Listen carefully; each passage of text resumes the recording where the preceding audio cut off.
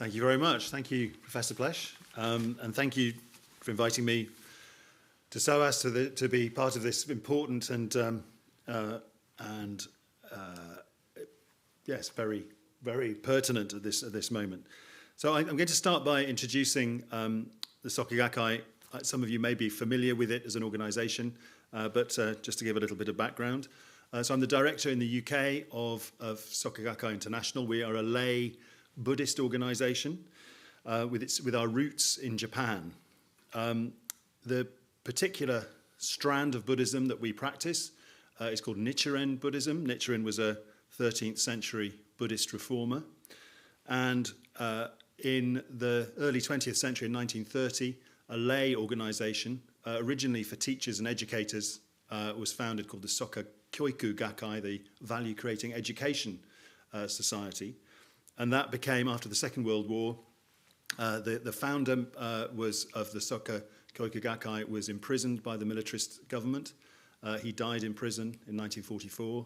His disciple, a man called Jose Toda, relaunched the organisation, not just for people in education, but right across Japanese society, and it flourished in post-war Japan. In 1975, Soka Gakkai International was founded, and the place it was founded was on the Pacific island of Guam, and Guam was chosen because of its place in history as being a place of horrific violence as a result of the Pacific War. But it was chosen in order to use a Buddhist phrase to turn poison into medicine. So Soka Gakkai's activities for peace are, of course, linked to Buddhist philosophy. I think it's probably no surprise. People who know anything about Buddhism know that it's a philosophy, a faith, a religion that has peace and harmony at its core. The first historical Buddha, we often called different things in different traditions. In our tradition, we refer to him as Shakyamuni Buddha.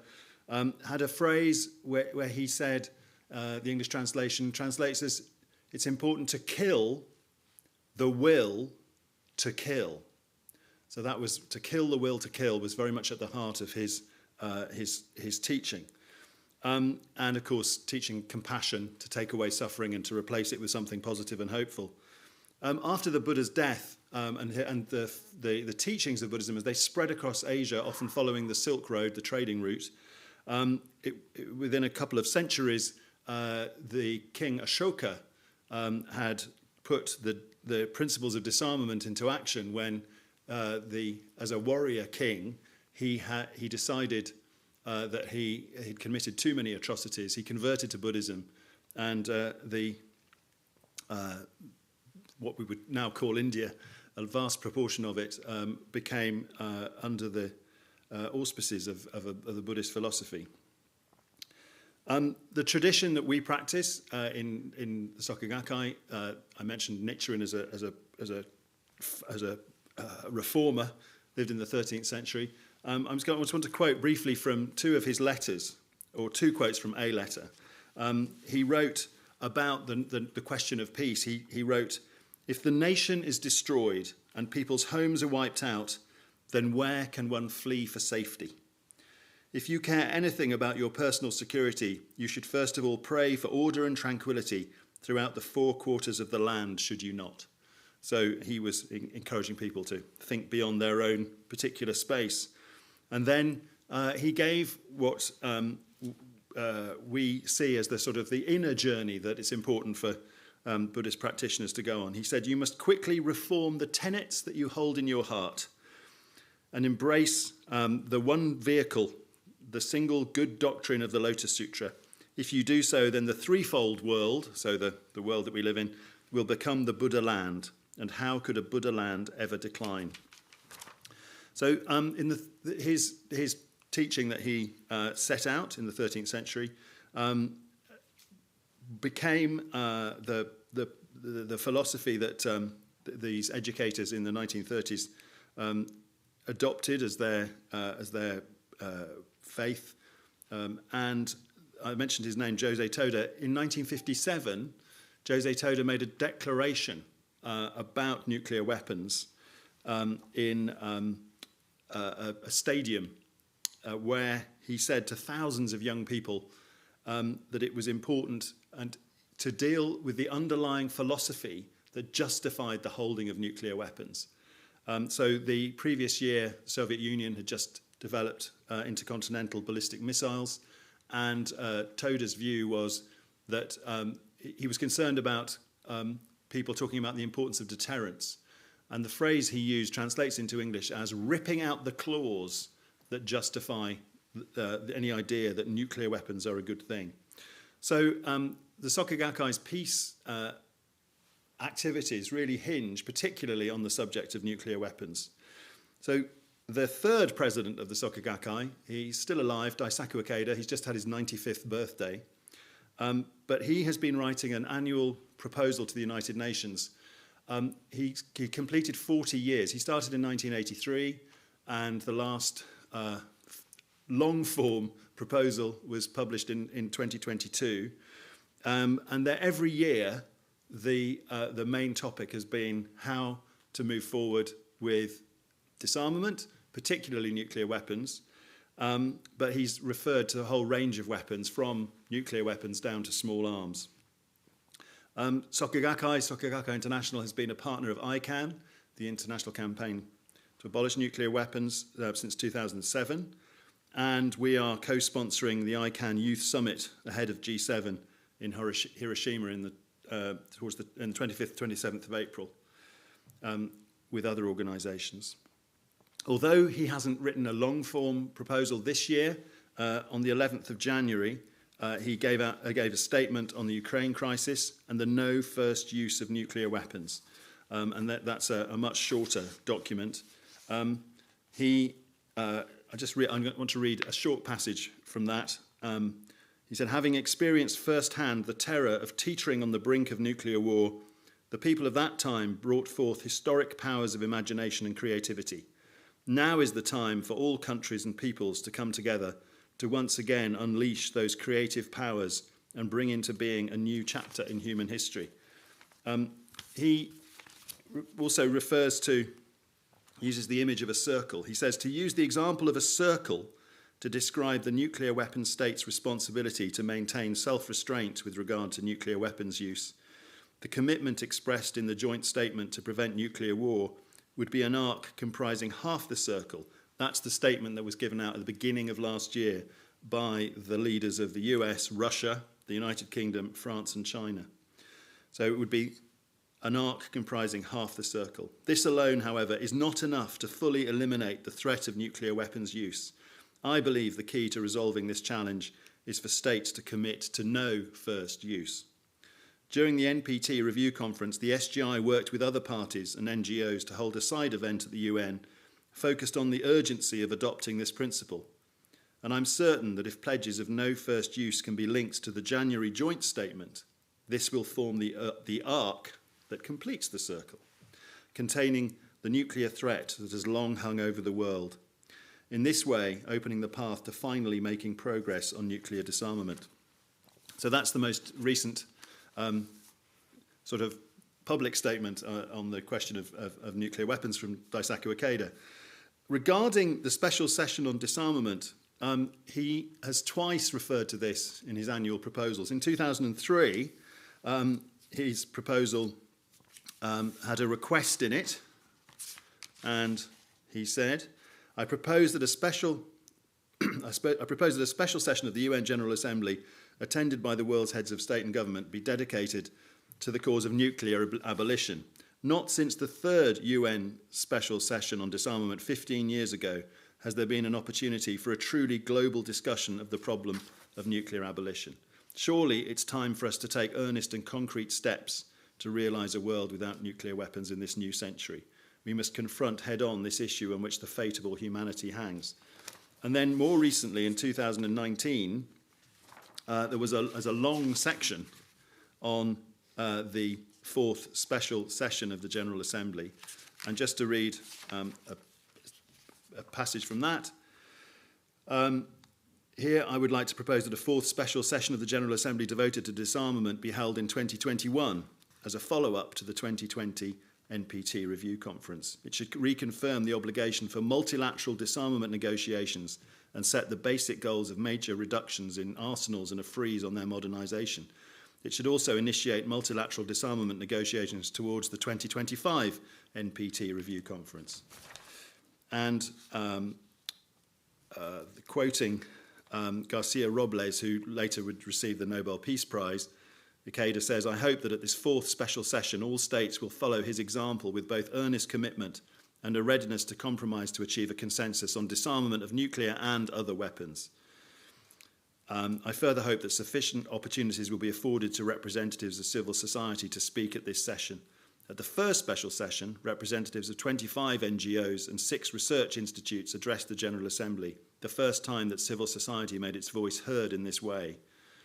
For my part, I wrote disarmament proposals on the occasion of the first, 1978, second, 1982, and third, 1988 special sessions. During the second special session, the SGI organised the Nuclear Arms Threat to Our World exhibition at UN headquarters in New York. This exhibition, with its portrayal of the horrors of the atomic bombings of Hiroshima and Nagasaki, played a part in the adoption of the World Disarmament Campaign by the SSOD-2. Since then, the SGI has consistently worked to promote disarmament education. Through activities such as holding symposiums related to a fourth special session, we will continue to amplify the voices of civil society calling for a world free from nuclear weapons." So this is a topic that is very important in the Soka Gakkai context and constituency. I want to end. Sometimes people, when I talk about Ikeda and his peace proposals, sometimes people say, does anyone read them? What actions are taken? Anwar al-Chowdhury, who was as an ambassador originally from Bangladesh, but had the position of Under-Secretary General of the United Nations, has written a foreword of a book called A Forum for Peace, which draws out the main themes of Ikeda's proposals. And he expresses his gratitude to Ikeda for his relentless enthusiasm and actions and suggestions for the United Nations, and many of his proposals have been adopted. So it's within that context that the Soka Gakkai has and continues to take action in this very, very important area. So that's what I wanted to share today. I'm happy to take any questions that there might be. Thanks, well, let's see if we can. I'm sure there will be a couple of questions. Thank you very much, Robert. I should say this is part of our ongoing effort to engage with faith communities at our events. We don't seek to summon every faith, every event, but to bring people in, as it were, in series in parallel. And this time it was Soka Guy and Robert. So a question or two, and then we'll move on to the panel. The question is, don't you need minimum strength to keep the nation peaceful so that you can enter into necessary developmental missions, in this case, a war between Ukraine and Russia? Well, the question is it peace through strength? I think is what it boils down to. And, well, the INF Treaty we mentioned came from a process of both armaments and dialogue. And at the moment we have $2 trillion worth of armaments and no dialogue. And it's time that we restored some balance, I would say. But I was answering the question, it was to you. I'm very rude. Sorry, Robert. Old habits die hard. You have a go. Yes, it's an interesting question. I mean, I think Soka Gakkai is a pacifist organisation, but we also, we recognise that it's important for a sovereign state to be able to defend itself. And I think in the 13th century in Japan, one of Nichiren's closest disciples was a samurai warrior. And Nichiren never told him not to be a samurai warrior. He encouraged him to be the best human being that he could be. So I think it's in that context that we yes, to be looking at, of course, dialogue is really important, but also getting really recognising what the what the real issue is here, and it's not it's not that.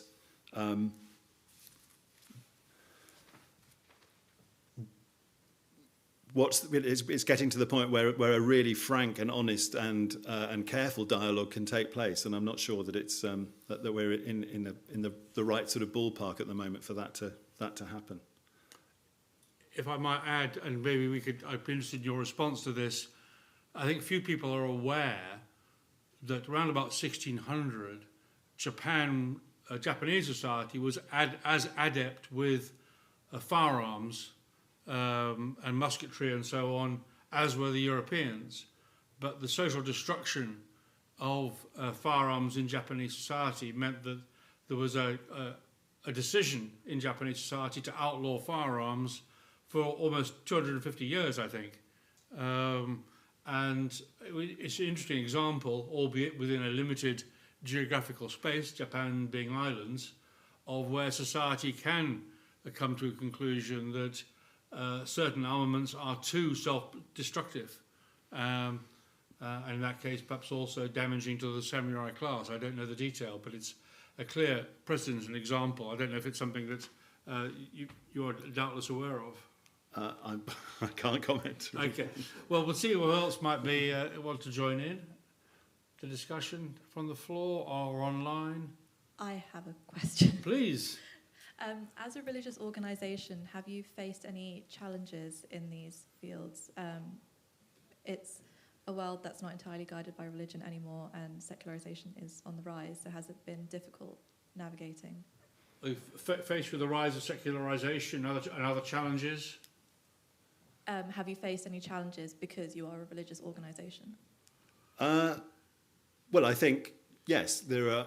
It's an interesting time. I mean, I think when I've spoken about peace and disarmament, I've often, the audience has been a mixture of people of faith or people interested in peace, and I'm aware that the people who, in the Venn diagram, there are going to be some people who are not religious in that context. But I think because we recognise the importance of working together, solidarity in these things that's key. It's never going to be one group that is going to be successful. It's working together. And I think that, as Elise Boulding, said, she was an extraordinary force for drawing people together. She really recognised and taught. She's sometimes called the matriarch of peace work. She recognised that different groups and different organisations need to work together. And I think she once said that if 5% of a society can be absolutely committed to achieving a task, then that will make a difference. And I find that incredibly reassuring that such a small proportion of a community can have a successful impact on seeing a change. So yes, there are challenges because, but the overriding importance is that we rid the world of things which create such extraordinary differences and inequalities.